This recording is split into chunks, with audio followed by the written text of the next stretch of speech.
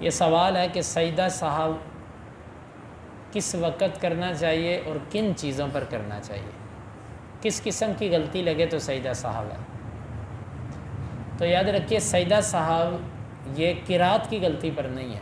اگر کوئی بندہ قرات میں بھول گیا تو اس کے اوپر سجدہ صاحب نہیں ہے۔ سجدہ صاحب ہے آپ کی حرکات ارکان اس غلطی کے اندر، مثلا رفع الیدین بھولنے پر سجدہ صاحب نہیں ہے، قرات بھولنے پر سجدہ صاحب نہیں ہے۔ سجدہ صاحب اس میں ہوتا ہے کہ مثلا آپ نے تشہد چھوڑ دیا، یا رکوع زیادہ کر لیے یا کم کر لیے، سجدے زیادہ کر لیے یا کم کر لیے، اور تشہد کم کر لیا یا زیادہ کر لیا، رکعتیں کم کر لی یا زیادہ کر لی، ان سب صورتوں کے اندر آپ کے اوپر سجدہ صاحب ہے۔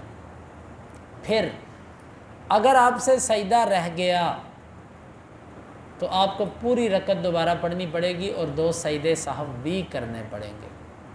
لیکن اگر آپ نے ایک سجدہ زیادہ کر دیا تو اس پر صرف سجدہ صاحب ہے۔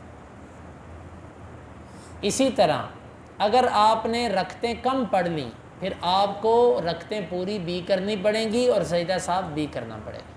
لیکن اگر آپ نے رکعتیں زیادہ کر دیں تو پھر آپ کو صرف سجدہ صاحب کرنا پڑے گا۔ آپ نے رکوع بالکل نہیں کیا تو آپ کو پوری رکعت دوبارہ پڑھنی پڑے گی۔ اگر آپ نے رکوع 2 کر دیے تو صرف سجدہ صاحب کرنا پڑے گا۔ آپ نے درمیانہ تشہد چھوڑ دیا تو یہاں پر آپ کو صرف سجدہ صاحب کرنا پڑے گا، تشہد دوبارہ نہیں پڑھنا۔ الغرض آپ سے کوئی رکن رہ گیا تو آپ کو وہ رکن ادا کرنا پڑے گا اور پھر سجدہ صاحب ہے۔ لیکن اگر رکن نہیں رہا، کوئی اضافہ ہو گیا تو پھر آپ کو صرف سجدہ صاحب کرنا پڑے گا۔ یہ ہے اس کا طریقہ۔ اور اسی طرح جب شک پڑ جائے، شک پڑ گیا آپ کو کہ پتہ نہیں میں کس کیفیت پر ہوں، پھر آپ کم پر بنیاد رکھیں۔ مثلا آپ کو شک ہے پتہ نہیں ہے میری تیسری ہے کہ چوتھی ہے، اب شک چوتھی پر ہے، تیسری تو یقینی ہے نا، تیسری اور چوتھی پر جس پر شک ہے اوپر والا عدد چھوڑ دیں، نیچے والا پکڑ لیں۔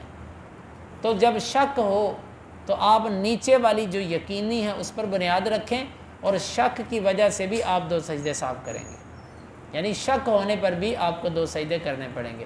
اور اسی طرح جب آپ کو مثال کے طور پہ غلطی لگی اور یاد آ گیا، اسی وقت کسی بندے نے آپ کو اسی وقت یاد کروا دیا یا آپ کو یاد آ گیا، آپ غلطی میں نہیں چلے، تو بھی آپ کو سجدہ صاحب کرنے کی ضرورت نہیں ہے۔ البتہ اگر آپ غلطی میں جاری ہو چکے ہیں، مثلا آپ نے 2 رکعتیں پڑھنے کے بعد تشہد کرنا تھا لیکن آپ بالکل کھڑے ہو گئے یا کھڑے ہونے کے قریب پہنچ گئے اور کسی نے پیچھے سے سبحان اللہ بھی کہہ دیا، تو اب آپ کھڑے ہو جائیں، کیونکہ آپ واپس نہیں پلٹیں گے، آپ جس پر جا چکے ہیں اسی پر جاری رہیں۔ یہ ہے سجدہ صاحب کرنے کی جگہیں جو میں نے اختصار کے ساتھ آپ کو بتا دی۔